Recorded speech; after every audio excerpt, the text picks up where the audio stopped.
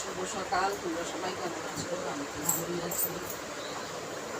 আজকে বাদে কাল জামাই ষষ্ঠী, আজকে বাড়ি যাবো।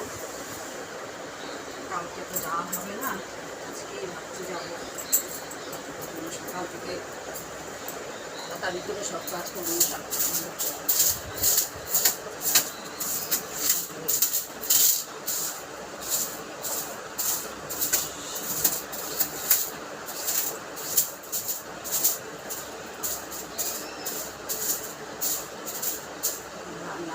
রান্না করবো, রান্না করে নিয়ে তারপরে ভাত বসাবো।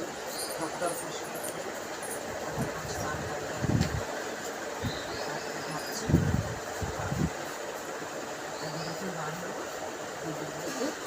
আমার দেখাবো।